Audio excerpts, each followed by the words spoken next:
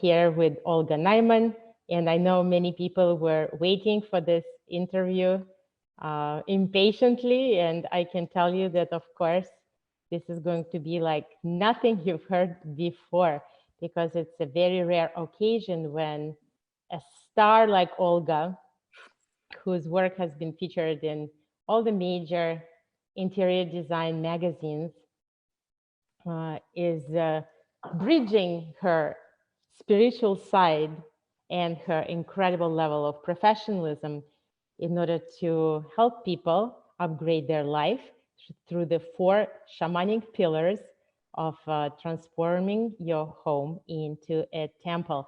So what I would love for everyone to do right now is please tell us where you're coming from, and that really helps us increase the exposure on Facebook. So just put something into the comments, let us know that you're there. And I know some of my friends were really looking forward to this, and many people are watching already. So you're really welcome to let us know that you're here, and maybe share also this stream with on your Facebook page with your friends, with your audience. And they're going to be very grateful for that. So we're very excited to be here with you, and let's get to it. So Olga, welcome. I'm so happy to have you here with me. Let's get started with just me acknowledging that it was so beautiful to connect with you during pandemic. And you know, I posted a question once on my Facebook page, and I asked, so what are the good things that happened for you during this last 2-3 months? And then I thought myself, well, I made some new friends. And that friend was definitely you. Oh my God, look at this gigantic creature. Oh, is that a moth? What Yeah, is that? it's a gigantic moth. Wow. Gigantic moth. I don't even know how it got here, but it is here with us. Okay. Well, welcome, moth spirit. Right? Yeah, I guess this means something. Okay, my love. We'll figure it out. Yeah, exactly. We'll see what this moth wants to do here with us. So, Olga, first and foremost, maybe you can share a little bit about your background. How did you start this work, interior design? And I know that many people are dreaming to become an interior designer, and of course, dreaming to become an interior designer of your level. So please let us know what inspired you to begin with, to start in interior design. Well, I was inspired as a girl. Like I loved design, and I would spend hours and hours in the library when I was 11, 12, 13, looking at House Beautiful, all the magazines, Architectural Digest, looking at all the design books and studying them. I loved it. It was just something I had a passion for, and I always thought it would be a hobby. But at last year of college, I decided to take the leap and just give it a shot. I moved to New York City and just kept pestering the magazines to hire me because I wanted to work for one of the magazines that I used to love as a girl. And it happened, it worked. And I got hired at House Beautiful magazine. And I started as an assistant, and then an associate editor, then an editor, and started designing my own stories that were featured in the magazine and styling other stories. And I really learned how to do that there. I worked for them for 5 years, and I had amazing mentors at the magazine. And I got to be around a lot of world famous designers and really get to know them and get to know how they worked. And what it gave me was an adaptability. I wasn't really as focused on one style and just creating that one style. I became very adaptable, because when you work for a magazine, it's not like you're an interior designer yourself, you're an editor. So you have to make a lot of different stories and a lot of different styles. So that was the big gift of working for that magazine. And then I went on and did a master's degree in set design for theater. So that taught me how to design for sets. It taught me psychology. And I came back, I did that in London. I came back to the States and continued working in design and designed a restaurant, designed different spaces, interiors, and continued styling, and working for companies like CB2 and West Elm and Target, all kinds of companies doing photo shoots and set designing on set. So again, the flexibility helped. So what was the most challenging in your career so far? You know, the challenge is to see, because I go in and for a photo shoot, for example, and it's a very short amount of time. It's not like the design process, which you get to know the client, you start to feel them, you start to sense them, you start to feel their life. And that is a process which is really rich. Whereas with photo shoots, you go in, you get to know the client in 1 or 2 hours, and you have to hit the ground running. And you have to understand them, understand what they want, like feel the energy in the room, and just give them what they want. Oftentimes it's super quick. The shoot is the following week, get the set built. It's like you have to be fast and quick on your toes. So I would say that that's always a challenge, because to feel someone that quickly and to execute that quickly and to turn it around that quickly and make it flawless is, you always It's an say a art. prayer. I hope it works this time. Okay, and what kind of things do people say? Well, it depends on the client. You know, a lot of people want realism. You know, the big word was aspirational. They want to create an interior that's aspirational, that inspires people, that people see themselves in, you know, to inspire them with beauty. So it's always different. And when you're working in someone's home, that's a very different also idea. So again, it's really the flexibility depending on what the client wants. Yeah, I would imagine somebody would be saying something like, yes, I want something super luxurious, exotic, tender, or nothing Yes, like. and then, or something like that. It's always something like that. I want it aspirational. I want it modern. I want it European. I want it with a little bit of 1960s something. And the budget is $1,000. Right. Okay. All right. This is when you say the prayer. Wow. Okay. Okay. Great. And so let me ask you this. Now let's talk about your other passion, the spiritual path that you're on, and the shamanism and the shamanic principles. So how did that happen? Well, that happened also very suddenly in my life. At around 30 years old, I discovered Burning Man and started Oh, going to Burning Man. And through that, met a lot of amazing people that became part of my community. And in that circle, everyone's always interested in expansion. And I'd been interested in it too. I'd gone the more classical route of therapy. My parents are both psychiatrists, so I've always been interested in growth. That's just a part of who I am. But with the Burning Man community, my circle of awareness expanded into what's possible. So I hadn't known before that you can work with shamans and drink plant medicine. I hadn't known like 5 rhythms or somatic body work or these more esoteric practices that gradually started coming in, you know, and once you do the shamanic medicine, plant medicine, you are never the same. And you know, I'm someone who doesn't stop at 1 time or 2 times or 3 times. When I go all in. So it just has become part of my life. And as well with Tantra, you know, the breath work stuff, everything, it just adds so much to the quality of my life and my ability to hold my center and have equanimity and experience the beauty of life, that I just kept going. I don't think I'll ever stop. yeah. Well, let me ask you this. How do you think those practices influence your work?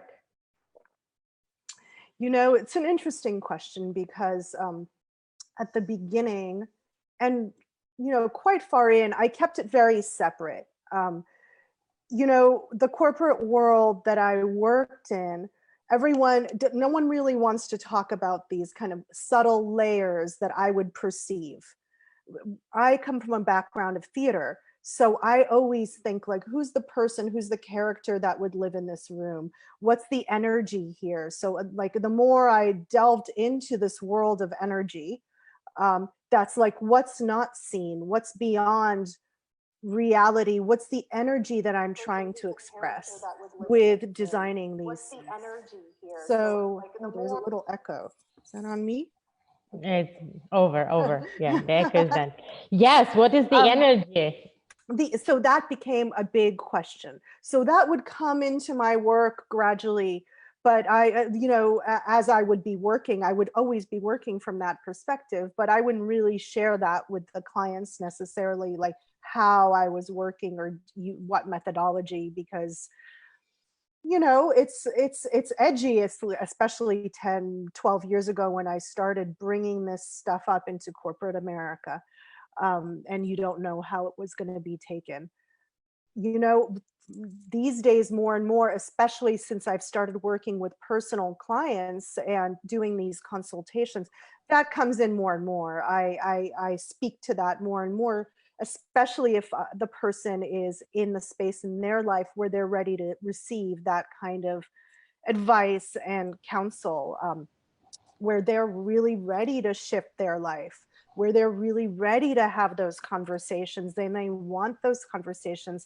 And I feel that immediately. And then I feel who they are and I start moving and speaking based on where I want them to meet me or where they're meeting me. Yeah. And so when you would look at their energy, what could be a possible assessment? How did you perceive it? What was your inner terminology?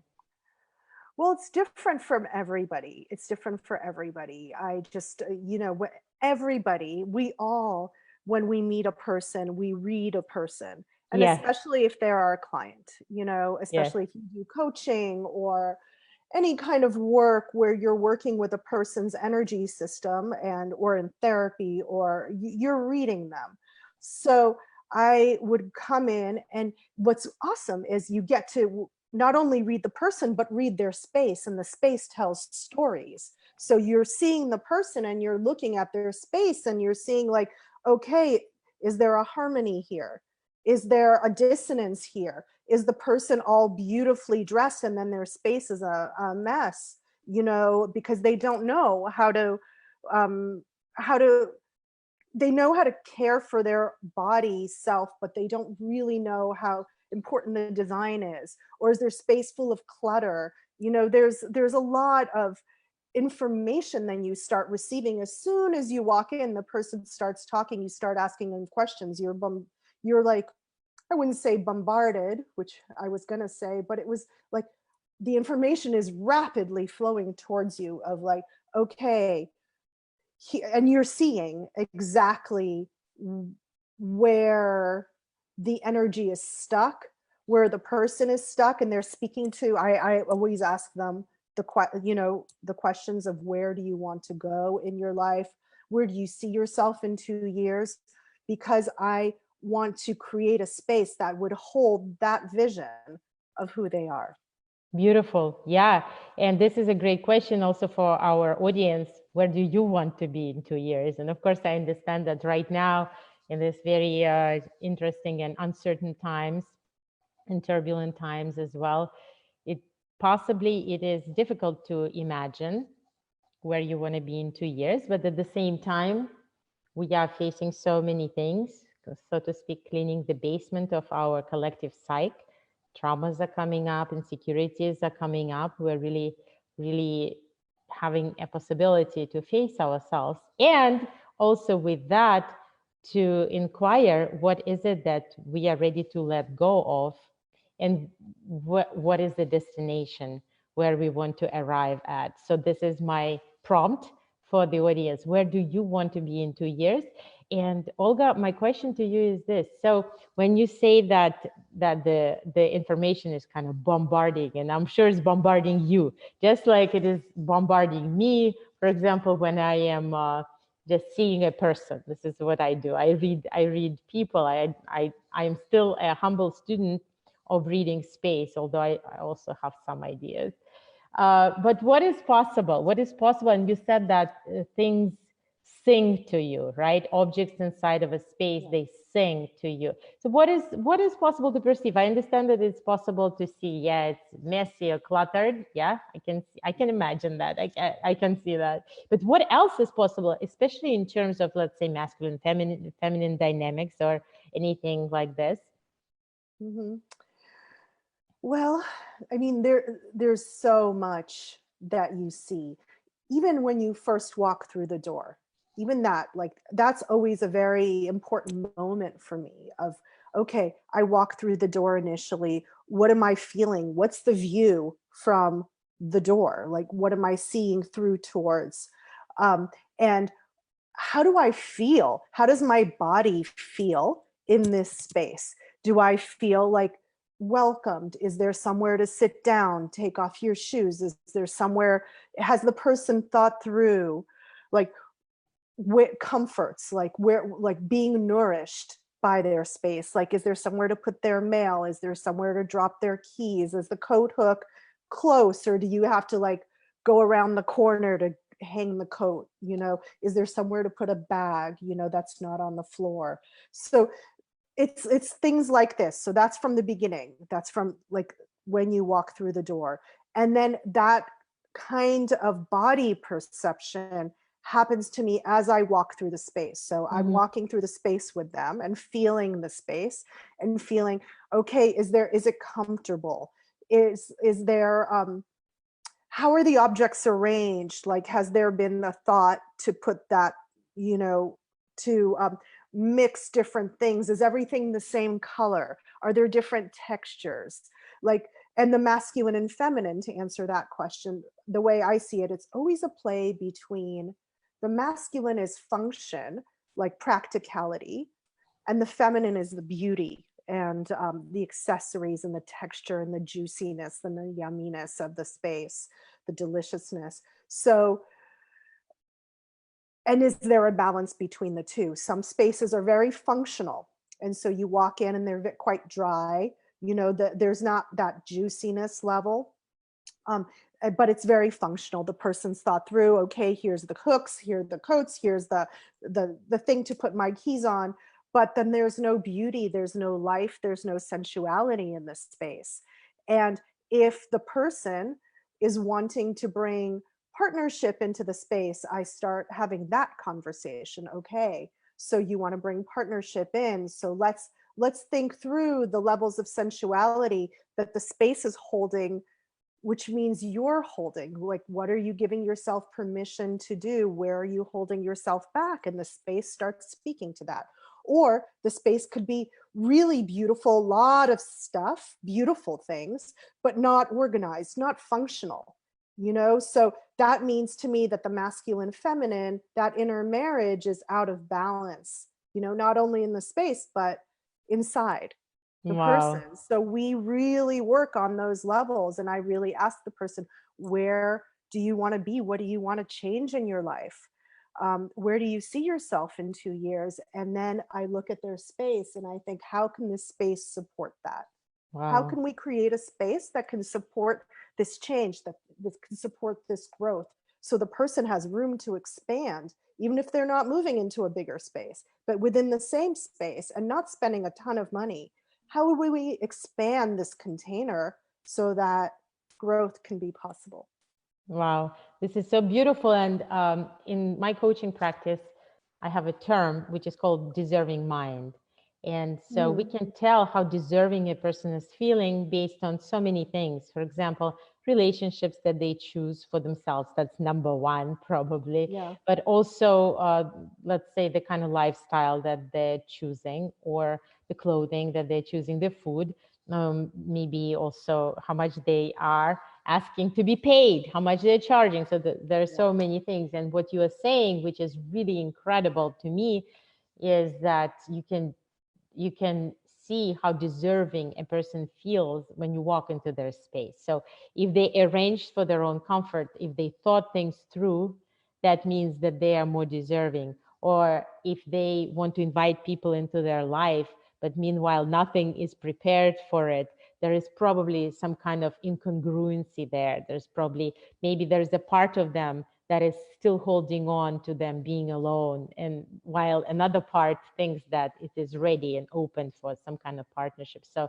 yeah, a lot of gold here. I love it. Thank you. Yeah. Yeah, totally, totally. And oftentimes we don't realize we're doing it. That's the thing, is we don't realize that we're feeling like we're deserving, but then the space is telling a different story.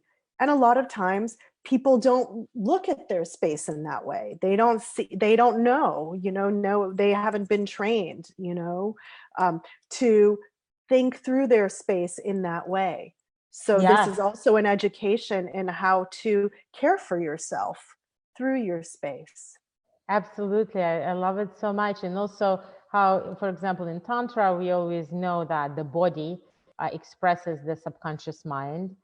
Just like you can connect and understand and get insights about your beliefs and associations from your dreams, from your body, from the Mhm. way you dress. And now we are also learning that it is also through space, that space really is a mirror of one's subconscious mind. Yeah. And especially in these times where before we could leave our space, especially in people in New York City where I was based, or in cities in general, we had small spaces. And the reason we lived in the city was because we would go out and go to theater, go and meet people. So the space was important, but it wasn't as paramount as it is now, where we are at home. We are sheltering at home. So it's like, it's the sanctuary within now. And now more than ever, especially if this comes back in waves, we need to create a space that we feel held in. It's really important. Yeah, for sure. And it is more important than ever right now. And my question to our audience is just to think for a second, the space that you're living in, is it really your space? Or are you just repeating, let's say, the space of your parents? Or are you just repeating some kind of standard space that you saw somewhere? Or you just went to IKEA and put things together? Or what is it that you are doing in your space that you are the first one maybe in your family to do, or maybe the first one in your circle of friends to do? As we are becoming more and more artists of our lives, how consciously are you creating your space, and what is it that it is telling about you based on what we just talked about? So today we will cover 4 pillars of transformation, and how we can transform the space in order to influence your life, how you can transform your space in order to influence your life, and whether you want to bring in abundance, more abundance into your life, or on the contrary, maybe you want to get rid of everything and become very minimalistic, or maybe you want to bring in new people or new community or a partner, or maybe you want to, I don't know, just go through some kind of a peaceful or healing period in your life, whatever it is that is coming your way. So Olga is going to enlighten us today on how this can be done through the 4 pillars. But before we dive in, I just want to share something very interesting and intimate in a certain way. So my space, the space where I live, is kind of a public space. I live in a public space. This is how I created it. This is how I envisioned it. And it's a temple. Galiana is a temple. And there were many workshops and retreats here. So Olga walked into my space and since there is a lot of value within tantric cosmology in transparency, so I'm willing to be very transparent here. And so Olga, what did you feel when you came to Galiana space? What was there and what was not there, from what you also know that I'm Mm, upgrading in my life? mm, mm. So what I saw was, there's always a dissonance. Well, not always, but oftentimes when I'm working with someone, there's a dissonance in what they're wanting to create in their life and what the space actually is currently. So what I saw was a flavor of non-precision. Like I felt like the masculine element, and I spoke to this to you, um, that the masculine element wasn't like really strong and precise in where the directionality of the space was going. It wanted to be a temple, but yet there was an old, like a Christmas tree that was there from a while ago, and there were things that that didn't feel like they were going in that direction. Like there wasn't each room didn't have a strong sense of functionality, um, of purpose. Like each room has a purpose in a space, and this is the masculine element. It was purpose and mission.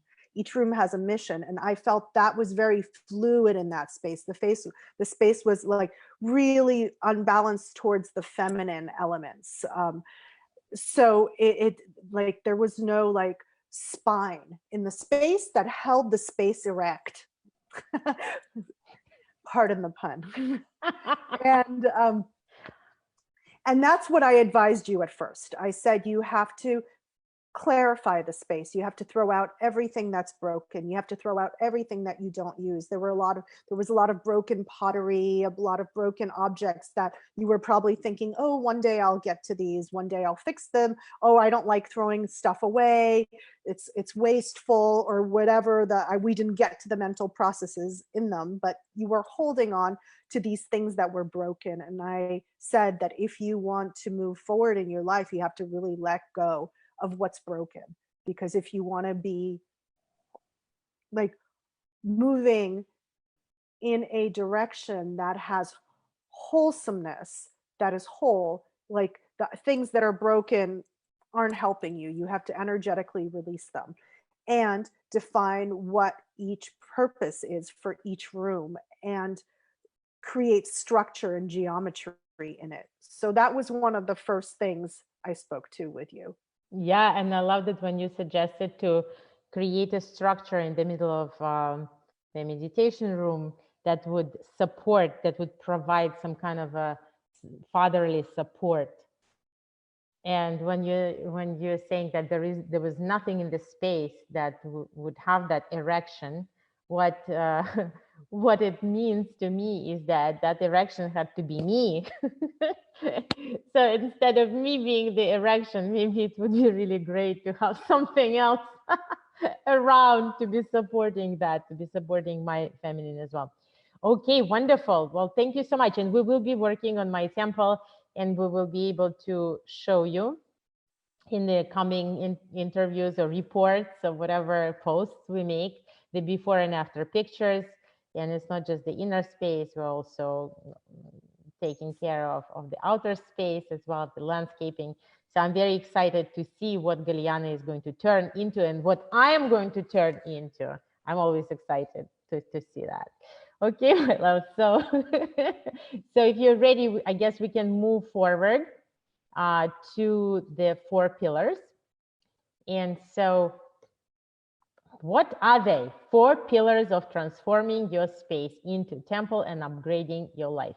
Do you want to go over the 4 pillars right now, and then we'll go deeper into each one of them? Yeah. So the levels that I see are the first one, which is seeing yourself, the power of really seeing yourself. And I think with any kind of shamanic work, with any kind of work of transformation, you have to really take a mirror and look into it. You can't deny pieces like that this doesn't exist, or let's not talk about this part for a while. You have to really go through and do an assessment of what in the space is working for you, what in the space is supporting you, what in the space is like an emblem of the past that you feel is holding you back, like nostalgia, things that you're holding on to that's really your past self that doesn't feel like something you want to bring into the future. You have to think where you want to be in a few years' time and then create the space that already is that, and then you grow into it. So it's really taking an assessment of where you are, who you were and where you're going. So it's really working with past, present, and future. Okay, amazing, amazing. And I can tell you that I personally have a very hard time letting go of old sacred objects, for example, or nostalgic objects, also because I'm an immigrant and there was a lot of uprootedness and a lot of movement from one city to another. And it felt like, for example, for me, as I was moving my books from Russia, Dostoevsky, like tons of volumes of different books in Russian that smell like old books. Nobody ever reads them, ever. Even my mom didn't read them when she was in my space. But still, I'm very reluctant to let go of those things. Yeah, they remind me of things. My personal history. It's very hard to make that call by yourself. It's very hard to make that judgment. All right.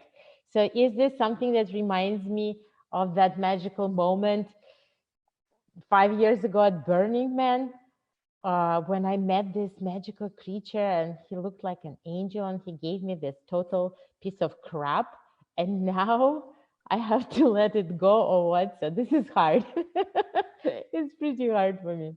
Okay, and I'm sure and by the way, the question to our audience, what is hard for you to let go of?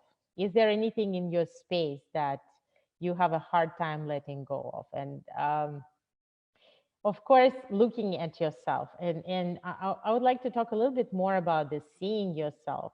Yeah, seeing yourself. And we'll come back to this, right? So we're just going to go over 4 pillars and then we'll go back in more detail. Okay, wonderful. Pillar number 2, the alchemy of clearing your space. Oh my God, like as I say those words, I'm already feeling it in my stomach. Clearing your space. I am very scared. Yes, it's similar to the purge in shamanic work. When you work with plant medicine, there's this moment where the medicine can only go so deep, and then there's a block, and the block has to be purged. And the purging is oftentimes very difficult because we resist, we hold on, we don't know what's gonna happen if we let this go. Who are we going to be if we let this go? Yeah. And then once you purge, there's this lightness and you feel a lot better. So in space, it's the same. And I'm not saying that you should get rid of these things that have touched your heart and that you want to pass down to your children or family heirlooms. That's definitely not what I'm saying. It's either we display them or show them in a new way. There's also a new way to give them new life. Or if we feel like they're things that are holding us back, that remind us of this like aunt that we never loved, but we're holding it because of some kind of guilt. Every object has a story, and some should be held and should be differently displayed in a beautiful way to give them a new sense of purpose. But then there are other things that could be released. And that's something for the person who lives in the space to feel into. That's something that I can't really push the person to do. They know. There's also such a thing called storage rooms. You could also get some bins, put them in the storage room so that you can live for 3-4 months without these objects and see how it feels to live without them. And if you miss them, you bring them back. And if you don't, maybe then you'll be ready to get rid of them. Yeah. Most likely you're going to live without them for 30 years and never think about them, right? It's always the case. And as so, soon as it's out of sight, it's out of mind. Yeah. And now that we're talking about that, it reminds me actually of how a person accumulates extra weight, accumulates, fat, uh, to protect themselves from something.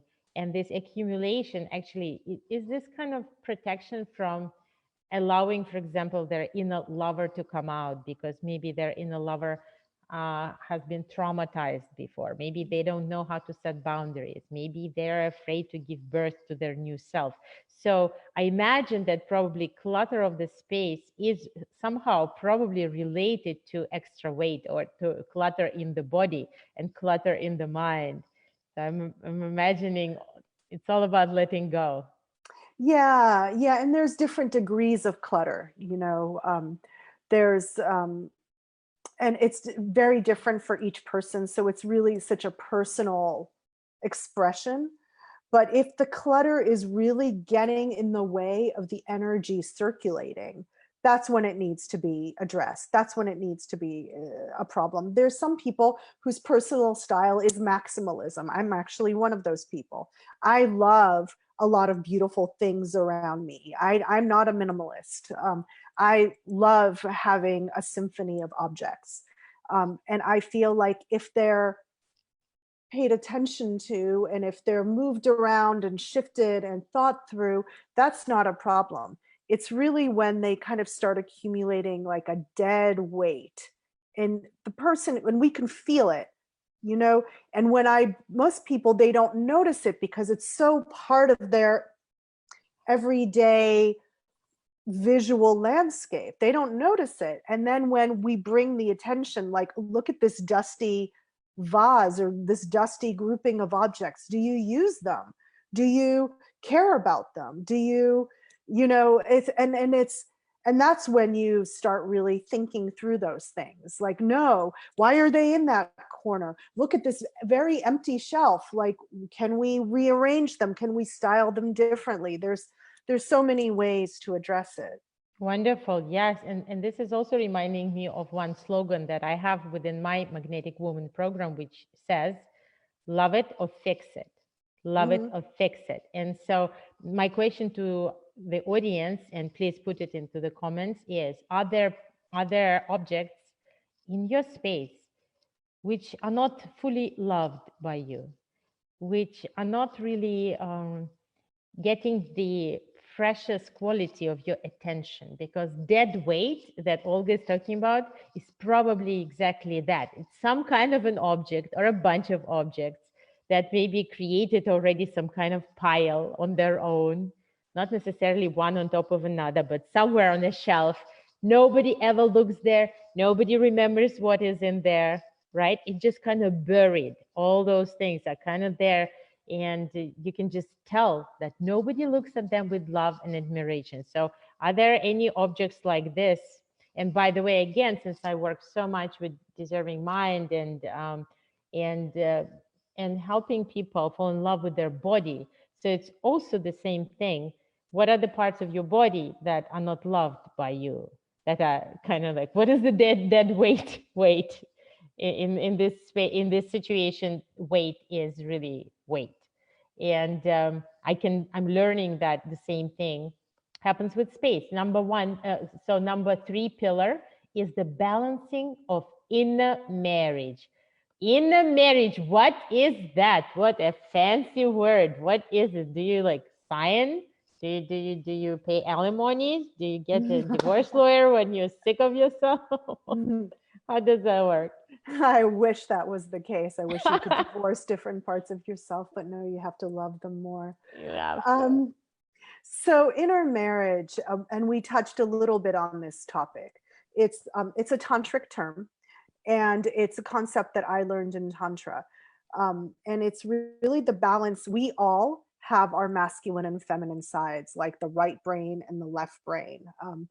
These two sides, they need to be connected just like they are in our brain, by communication fibers. And space is like that as well. So the masculine element is the purpose, the functionality of the space, like how is it laid out so that it functions. It actually, you can, is there, like, if there's a sofa, is there like a little ottoman next to there that you could put your feet up if you watch a lot of TV? Like, there's a lot of these kind of functional questions. That's the masculine element. Like, in the kitchen, are the dishes close to the dishwasher so that you can easily put them? Or some people have their dishes on the other side of the kitchen so that there's like this extra step where you have to take the dishes out of the dishwasher, then bring them to the other side of the kitchen. I've seen this actually with many clients. And I'm like, wait, there's a shelf right there. So there's, it's those functional elements that support the feminine side, which is the beauty, the juiciness, the textures, the pillows, the comforts, the nourishment of the space, the arrangements of beautiful objects on the shelf that's pleasing to the eye. So that's the inner marriage of the space. And I look at both of those elements to see where the person is on that scale. Yeah, I love that. And also in Tantra, there is a notion that masculine energy is more direct, let's say erect, direct, and feminine energy is more curvy, yeah, Mhm. more dancey. Exactly. And there's also, and I really look at that, and that's one of my favorite things because a lot of times people decorate in squares. You know, the coffee table is Mhm. a square or rectangles. The coffee table's a square, the sofa's a square. They don't have any, like, they're, if they do have chairs, oftentimes they're very square, you know, and there's no circles, there's no lines, there's no curves in the space. And that's something that I really look at and pull attention to. Like, you need a circular coffee table. Everything's a square in this room. You need, like, wouldn't it be nice if there was an octagonal something or something that was amorphous, that didn't have a shape, that, like, there's some kind of vases or pottery that have this kind of amorphous shape, and it lends an energy into the space of like a free flow, a wildness. Like, and plants do that as well. You know, there are these like amorphous sculptural wild things in the space. You know, sometimes people are very, there's like a tight kind of personality where everything is like perfect and perfection, and even the plants are all perfectly trimmed and like perfectly round, like with a topiary, you know. And I always say to someone like that, if they want to bring more flow into their life, get some crazy wild plants. Like, everything is too tame in this space. So it's really finding that balance of elements. Wow. And it reminds me also of music and improvisation when there is a structure in improvisation, which is precisely held by rhythm. And then there is the melody, the improvised flow, the feminine It's, that flows through that, right? yeah, it's very tantric too, right? Very. It is so tantric. All right. So number four, pillar number four, the infusion of nourishment. Oh, I love that. Oh, yeah, I need that. The infusion of nourishment into your surroundings. Yeah. What is that about? That's sensuality. I mean, there's many levels in it. And some of the levels that I look at is, first of all, like sensuality, things that are alive in this space. And I spoke to plants. You know, things that are alive give oxygen into the air, and there's a energy, they unleash an energy, particularly if you're living in the city and you're not surrounded by nature. To have living things is a nourishment. It's like it brings off, it gives off a smell like of freshness. So that's one level. And I always look at the senses when I think of nourishment. You know, like fabrics, like this fabric that's very soft to the touch and very sensual, you know, very um pleasing and cuddly, you know? So having fabrics that have that, you know, that are not just like these hard surfaces or hard leathers. People tend to go for leathers, you know, a lot because, and I understand why, particularly if you have children. But on top of those leathers, you know, how to bring other fabrics, other textures so that it can feel like the sexy Moroccan daybed, or like a loungy area that you can really lay back and relax in.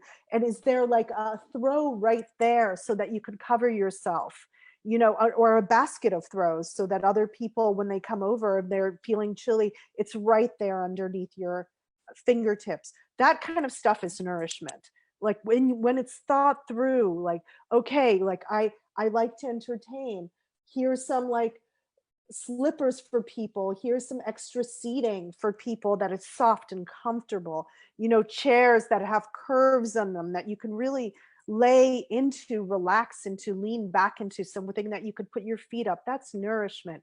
Also, lighting is so important. And oftentimes we have, especially in modern apartments and modern homes, we have the recessed lighting that's very harsh. And it's and people don't realize that to create a sensual environment, it's good to have lighting at all levels of eyesight. So, or eye line. So I have floor lamps, I have ceiling lamps that aren't the recessed lights, like a chandelier that has sparkles, you know, that has like crystals on it that sparkle the light the energy into different parts of the room. Um, Wall lamps like sconces, floor lamps that are longer, floor lamps that are shorter, and table lamps, like really thinking of where the lighting is placed. How comfortable is it to turn on the light and turn off the light?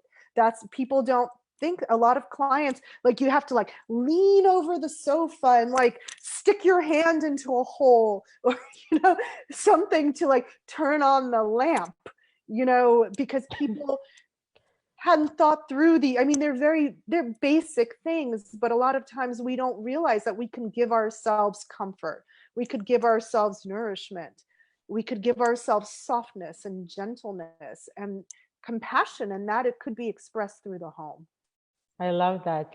And also, I started thinking about some classic bachelor pad when, let's say, somebody's bringing sexual partners, and so they have everything set up with the lighting, maybe on Mm-hmm. remote control, and everything's like, jung, jung, jung. Okay, Very open the sexy. cupboard. Yeah, right. Lighting, Yeah. lighting is the number one sexy thing. Lighting and like sensual fabrics. So Mm. if you're wanting to bring a partner into your life, those are things that you should really think about, particularly in the bedroom. But also in the living room, of like, where is the lighting? What are the different lighting setups for day, for a dinner party, for hanging out with friends? Like, there should be different lighting setups. And I speak to that with the clients. Okay, so when you're entertaining, what lighting are you going to use? When you're watching TV and just hanging out with Netflix, what lighting are you going to use? Like, what are the lamps? Like, what is the wattage of the bulbs? Um, Very important stuff. Amazing. So it's almost like putting a filter on you. So the space is also your filter. It's your background, it's your filter, it's your mother, it's your father, it's your Space is, everything, yeah, it's right? your, yeah, well, it is the closest outward expression of you besides your clothes. So Yeah. clothes is like level one, body is level one, clothes is level two, what we choose to put on our body, and space is level three, how we choose to live. Yeah. Incredible. And so before we go deeper into different pillars, I would like to offer everyone a possibility to ask questions. So as Olga will be speaking, I will be reviewing your questions, and then I'm going to ask Olga if you have anything that you want to know in particular, maybe about some color schemes, or how to bring in something into your life, how to transform your space to support that. So this is a good time to start putting in questions. Would love to hear from you. And I also want to say that one person is going to win a free consultation with Olga, worth tons of money. I don't know how much. I think it's probably even unpronounceable. Yeah. So it's a once in a lifetime opportunity, really, that a professional and expert of that level is offering something like this. So I really would like to inspire you to put in your questions, and based on your questions and participation, we are going to randomly choose a winner. Okay, my love. So let's go back into our pillar number one. So let me just go through the pillars really fast. Yeah. So the power of seeing yourself, the alchemy of clearing your space, the balancing of inner marriage, the infusion of nourishment into your surroundings. So just feel into it and see what is really the most interesting, meaningful, and challenging maybe for you, and ask us a question. All right, my loves. And I think we already got one question, but We have a what I would question from yes. a friend of Mm-hmm. mine, Marissa, who Yeah. is asking, how do you handle it if you want to purge your space of clutter, broken objects, etc., but your partner finds that kind of decluttering very painful and difficult? And I so get that. When you're living in partnership, it's two clients, two people that, and they might have very different goals and very different ideas of how they want to see their space. A suggestion that I have is, if your home is big enough, and this isn't for city folks because we don't have big homes in the city, but if your home is big enough, I always think it would be nice to have a space that is a personal space for one partner, like an office, and for the other partners, so that each can have a personal space that they get to really express themselves in their purest essence. Because the public spaces, like a living room, a kitchen, a dining room, and the bedroom, is a shared space, so it has to be a compromise, always a compromise. But it's nice to have one space in the home that isn't a compromise, if possible. If that's not possible, with broken objects, it's hard, because broken objects in general are not good to have around, because they're always like, they create a static, a noise of like, fix me, or do something about me. So I would suggest really putting the broken objects in a pile and saying, okay, is this fixable? If this means a lot to you, how can we give this thing new life? Like, how can we fix it? Is this repairable? Is this beyond repair? If it's beyond repair and the person is still really holding on to it, and you're really, really wanting to just clear the space, I would ask if the person would be willing, my partner would be willing to just put it into storage. Say like, look, let's get a bin, let's like label it beloved broken objects, and put it away for 3-4 months. And then maybe you'll be ready to let it go. And if you're not ready to let it go, you can hold on to it, because it's really hard to pull something away from someone when they're not ready to let it go. You have to be ready to let it go. And oftentimes in relationship, one person is ready before the other one is. So it does take a lot of compassion and patience and ideas of how to work with that. Okay, I hope that answers wonderful. your question, Marissa. Wow, and this is also so royal. It feels really royal, right?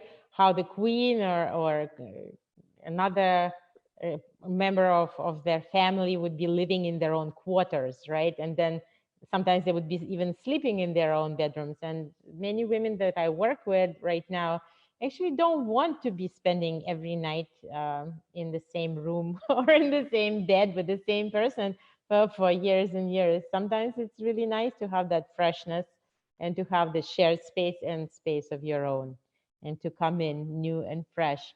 Okay, beautiful. So uh, we have a question from Dina Divine, but should we, yeah, should Let, we, Olga, what's your should we preference? do, Should we go through let's do pillars one and more then we do the question. question? Quick Let's do one question. more question from Dina, and then I'll go through the pillars. Okay, of course, everyone's favorite question, attraction. What do you do for attraction? How do you Okay. attract a partner into your life? Through space. How do you set that magical grid? Okay. So with partnership, the spaces that I tend to focus on are the living room, the bathroom, and the bedroom. So I'll go through the bathroom first. The bathroom is a place where it's like, I kind of see the bathroom as my personal hammam, where I really prepare my body, like give love to my body with like creams and like beauty elements that nourish me. So when I think of the bathroom, the lighting has to be really good. Like it has to be clean, like under the bottles of creams and stuff. Like it just has to be clean and fresh so the energy can move. And look at all your toiletries and accessories. I mean, it's a decluttering space. Oftentimes we keep around like a lot of toiletries and accessories as women that we kind of accumulated over the years that aren't current. So I always love to create those grids from the place that I am now, and from the place of imagining, if I were in partnership, what would I want? What would I be living like? And one of my favorite magic tools is creating space in the home for a different energy to land. So if our home is really cluttered with our things, if our bedroom is cluttered with our stuff and there's no space for a possible partner to land, it doesn't attract the partner as strongly as if you create space. So one thing that I notice as well is in the bedroom, oftentimes to maximize on space, people push their bed to the wall. So there's one nightstand and the bed is pushed to the wall. I saw that at your place, Luba. when I One night stand, that's Yep, it. one night stand, because our bedrooms are small, and I get it, especially for the city folks. Um, but if you want to attract a partner into your life, you have to make space for that partner. As you operate from the end game, as one of my teachers speak. So the end game is having the partner, and what would your space look like if the partner were there? There would be two nightstands so that that person could comfortably inhabit that side of the bed. So create it as if it were happening. The bathroom as well. Don't fill every ounce of space with all the toiletries and creams. Leave some empty space for the partner to arrive. The living room as well. Like I always like to think of, having two, like by the sofa, not just one space to put a drink on, not just one occasional table, but a few occasional tables, some empty space. And not like, I always think of like, what if you're wanting to bring a man into your life, having some elements of masculine energy in the space, like not all softness and femininity, but just having that purpose, having that balance in your space to bring in Right. Yeah. masculine energy. And if And you want same to, for men with women. Have some soft things, some sensual things in your home so that a woman feels comfortable leaning back into your sofa. yeah, That there's a warm throw to cover herself with, and this doesn't have to be for feminine, it could be for your male friends, anyone that you're bringing in. Have those beautiful. items, think of their comfort. Yeah. And if you're a woman who wants to bring a woman into your life, or a man Yeah. who wants to bring a man, it works the It's the same same. way. It's the same thing. That the inner we all have masculine and feminine poles, and we all hold that polarity in relationship. So it doesn't matter what the gender is. It's more about the polarity. Beautiful. Yes, I loved it. So let's go back to the power of seeing yourself. I've got 3 questions from our audience, but they're gonna, maybe we'll weave them in. So, all right. And actually, one of the questions was, and I think this was a question from Dina Divine as well. She has 2 questions. She's a champion here.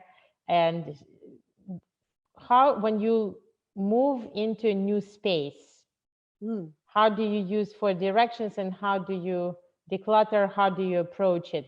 But I guess what we are going to be discussing is how to look at new space with fresh eyes, but also how to look at your existing space with fresh eyes. In other words, how to look at space with fresh eyes. How do you do that? Well, when you're moving in to a new space, that's actually an amazing opportunity because your eyes are fresh. They haven't been in that space, so you're really seeing it's like a new partnership. It's all fresh. You're just getting to know the space.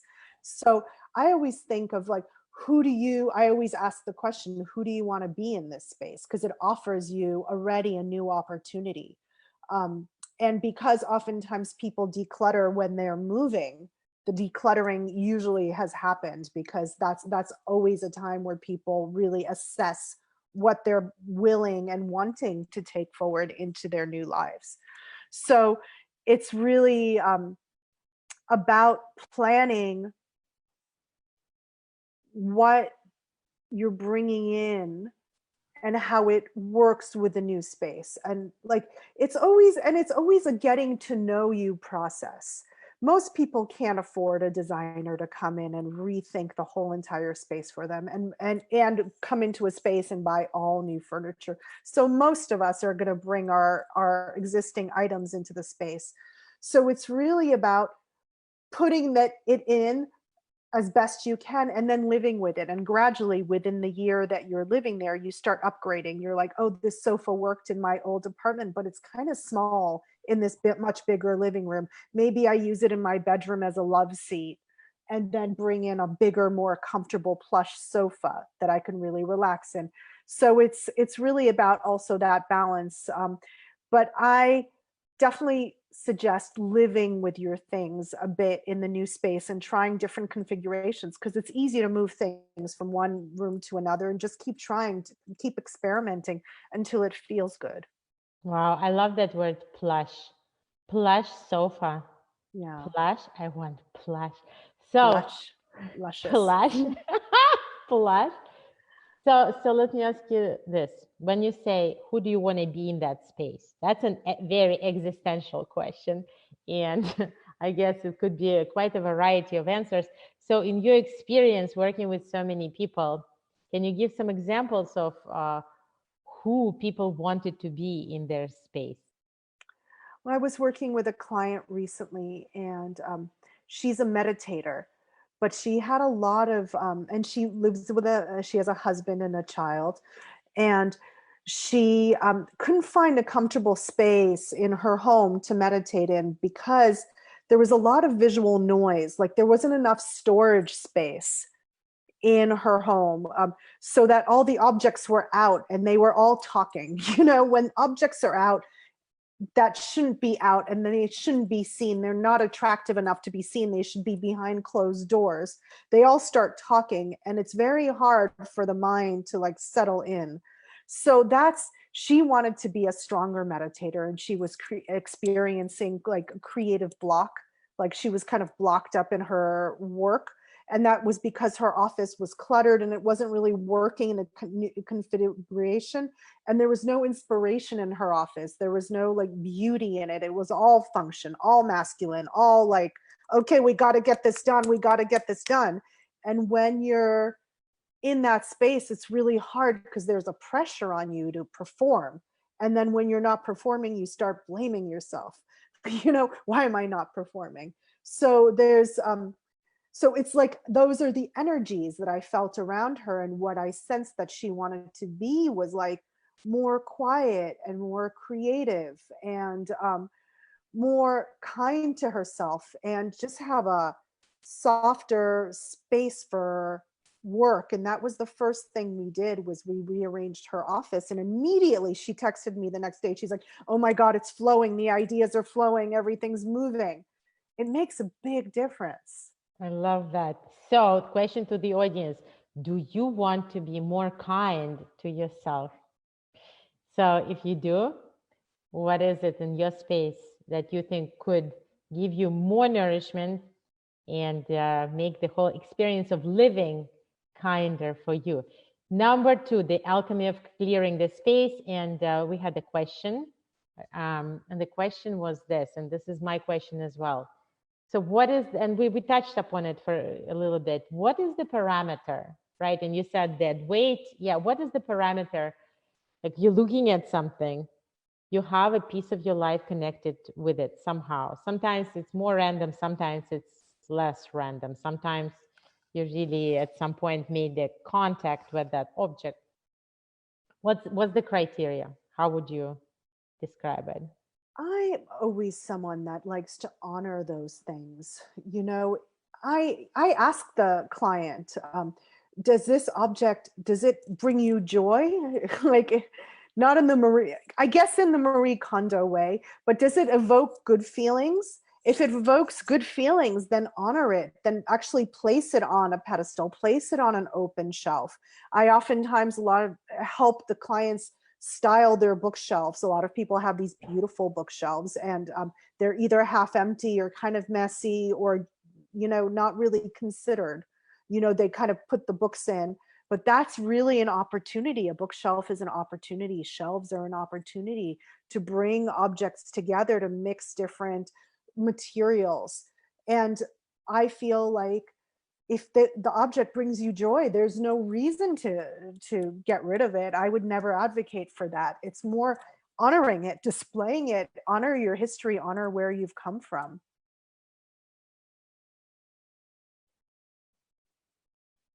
Yeah, I'm sorry, I had to unmute myself because when I look at the chat in my phone, then the sound comes in. Okay, Manav. So, all right, thank you so much. So do you want to add something else to the alchemy of clearing your space? So I'm just looking at the list that I wrote. The visual noise. So I want to speak to that a little bit. Yeah. There, like, Storage is a big question when I work with clients, because there's some objects that should be honored and should be displayed because they're beautiful, and there's some objects that are functional, and that need to be kept around, but they don't need to be seen, because that creates, as I say, visual noise. Because if there's too much for the eye to look at, the eye doesn't know where to look. You need to direct the eye to look at certain kind of visual landscapes that give you pleasure. So storage solutions with closed doors, especially like in the foyer or in the living room, like baskets, things that hide piles, like ingenious ways to hide piles to, you know, and organize the piles when you're hiding them. You know, you don't just like shove them behind the door that when you open the door, it all falls out. You have to like treat those piles with love. That's something that we assess when we're working together. And that is very much part of the idea of clearing your space, of how to balance the functional and the not so attractive with the items that you really want the eye to go towards. Beautiful. The eye to go towards. I love that. I love that. So, all right. So moving on to the third pillar, we also had a question about your relationship with color. And so, and I know that in the balancing of feminine and masculine, you've put in work with the texture Color. and work with color. So what can you share on that exciting topic? So a lot of people are scared of color because it is hard to mix and it's hard to know what colors to choose. One of the things that I always say is, like, especially if you live alone, or especially if you have a private space within a home, choose the colors that you look good in. So because you're always going to feel happy being in a space that has a color that looks good on you. So if you look into your closet and you see your wardrobe, then you'll see a lot of colors that could give you an idea of things that mix well together, and just take a cue from your clothes.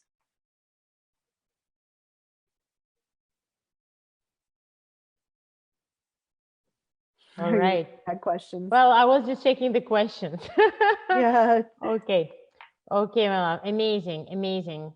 And by the way, I want to tell you that I just had a whole color rebranding.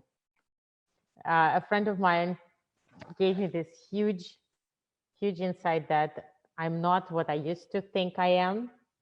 And I thought that my color was autumn.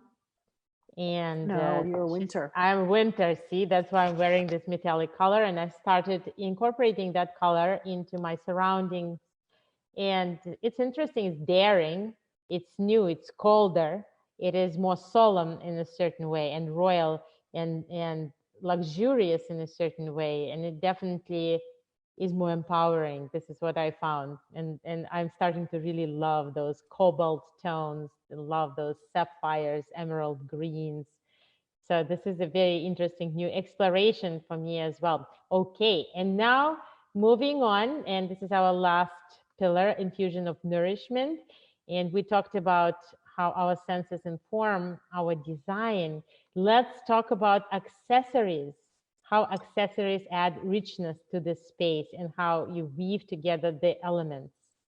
Yes, and that's something we haven't really touched on yet, is accessories. And that's always the top layer. I always call that the top layer of the space, because for minimalists, they don't tend to like a lot of accessories. So what I say to minimalists is take the items that are functional and really choose to spend money on the beauty of each object. So if you're going to have a tray because you don't have a lot of other objects around, buy a really beautiful tray that gives you joy, that is sculptural, and that really adds either a color to the top of a dining table, or if it's a vase, you know, like really go for sculpture. If you're going to be minimal, you're going to have one of something. You're not going to have a lot of different little things. So that one thing is going to be even more important than if you have a collection of things, because it's good. You have to treat it as a sculpture, as a shape in space. For maximalists, you know, it's usually about relationships between objects.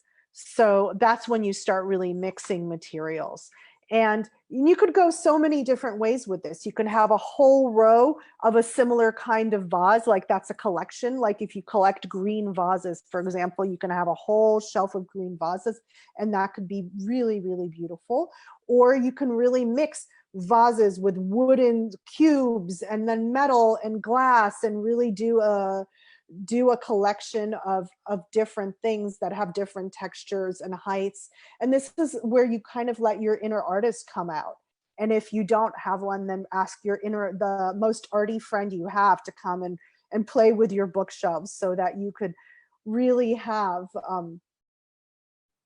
something that gives pleasure to your eye when the eye lands there. Like, for example, when you're sitting watching TV, like, it's not only the TV, that oftentimes the TV is a big black box on a wall.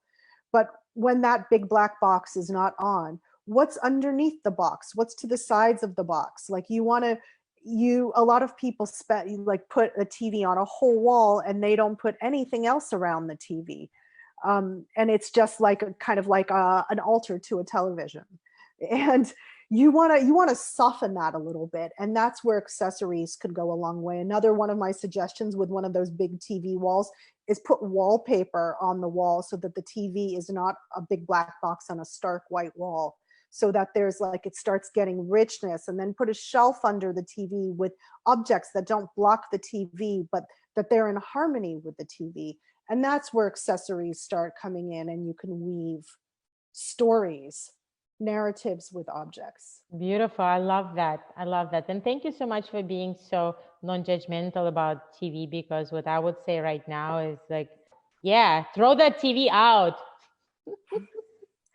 Yeah, right now, I mean, people more than ever, because we're trapped at home and can't go to the movies. I understand, and like as for kids, you need the TV, especially with people who are sheltering at home with their kids. I need my TV, that gives me some mental sanity. So it's really about how you design around the TV when the TV isn't on. So that it's not taking up the premium real estate, which it always does in the room. And if it is taking up the premium real estate, what else could take the premium real estate up along with it? Yeah, exactly. Thank you so much. So in terms of questions, I'm having a kind of a hard time accessing them at the moment, because Facebook is showing them to me as they flow. And so what I want to say is, please, you're welcome to reach out to me or to Olga, and I'm sure you're friends either with one of us, and ask your questions. And then when we come out next for a little other show, yeah, maybe Olga, you are able to. I just put my email address right now on both the Facebook chat and on the Zoom chat, so that people could get my email, and if they have questions, they can ask me. Excellent. And a thought also came to me that today we didn't share the screen and didn't show your beautiful designs to people. So maybe this is something that I would love to just do for a second before we close, so that maybe you could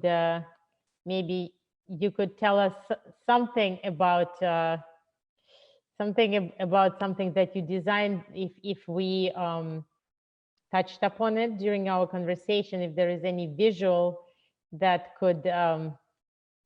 you could give as an example, that you created something for somebody, and that person through that got transformed. So I'm going to open your website here, and I'm going to share my screen, and I'm going to ask you to lead me to show if there is anything that you want to show. So this is your website. Well, what this is, usually this is not my personal clients, like the homes. These are all design spaces, either by me or by interior designers, that I've styled for magazines. And these are all spaces that have appeared in magazines. So, and I've accessorized them and styled them and worked with a photographer to shoot them. So this is a bit of a different process than working with a client. Oftentimes, because I tend to work more as a consultant than a full-on interior designer. I go in, and interior designers, they like to go in and shift the space from the beginning and design from the beginning. So these spaces are spaces actually that I've done a lot of creating, because these are advertising for commercial clients. Oh, you did Rubin Museum of Art. That's amazing. Yeah, I did. Well, it was a shoot for one of their for their gift shop. So I did that. This was for Oscar de la Renta. This is just sets that I designed. So these aren't homes. This is a showroom that I designed. And that was designed for business. And a lot of that furniture was all like brown, and the showroom was very, very dark when I started that project. And I really treated the furniture as sculpture. So Wow. each of them, because, and created a book, and then this is for One Kings Lane. These are all my corporate clients. So Incredible. they're different than personal spaces. And I don't usually have those photographed, except for my spaces have been photographed, my apartment. Let's Because, look at your apartment. Is your apartment here? yeah, it's under design. Mm-hmm. And yeah, that was featured in Domino magazine. This is a shoot for Beautiful. Domino magazine. So this is my apartment in Brooklyn, and it was a modern condominium, like super modern, very like one of those cutter condos. So my challenge when I was, this can speak to moving into a new space. I was moving from a Williamsburg Railroad apartment into this new condo, and none of the furniture worked when I first moved in. So it took me years to kind of find pieces that worked. So I built out these bookshelves. So if you go up and or if you see these bookshelves, that's what I mean about drawing the eye in and mixing textures. And I put that wallpaper behind certain shelves in the bookshelves to create depth, because the space had no architectural interest. Wow. Wow. This is incredible. And what is this? Is this your apartment This as one well? is also, it's from Vogue. They photographed my apartment too. And this is Mm-hmm. the corporate clients. This is just design work. And since I did interior design and full reupholstery of this showroom, I put that in. This is a restaurant I designed in Fort Greene. Beautiful. Wow. Wow. And this was the Williamsburg apartment that I mentioned. It was completely different furniture. And I was like in my early 30s. I didn't have much money. I made this bed out of cinder blocks, and like it was all just done on the cheap. I like made that like shelf myself. Like that was all done on the cheap. I sewed those curtains. So didn't have enough money for art, so I put all kinds of stuff on the wall. These are events that I designed for Domino magazine back in Incredible. the day. Wow. So Wow. it's like, again, that's like that flexibility. I do events, I design events, I design homes, I do consulting, I do like this shamanic transformation work, with really working with people's energy in the home, and commercial work of all kinds of 20, working with space. 24-foot Foot table. table. Yeah. Nice. Yeah, I designed a 24-foot table. This was a very kind of artistic, as like kind of event that showed the tabletop of this company called Driade, and I did it after the idea of La Dolce Vita, Fellini. This was a Yeah. party for Domino. Wow. All kinds of work, I love working with space, and I love even more working with humans in space. Well, this is looking absolutely amazing and smashing, and I feel very lucky that we had an opportunity to learn from you. And look at this. Look at Yeah, this. that's Wow. minimalism. That's what I was speaking to with minimalism. Mm. So just to focus in on this. So there's not that many objects in the room, and you see all the lights are all different. So we have a chandelier, we have a lamp that's on the floor, we have a lamp that's on the table, and that's what I was speaking of, to different eye levels of objects. And then this is a minimalist space, so the few objects that are there are all really beautiful. So if you're a minimalist, invest in beautiful things. If you're more of a maximalist, you could create interest by like just gathering and arranging different things. Beautiful. Well, this is really just stunning. Stunning beauty. Thank you so much.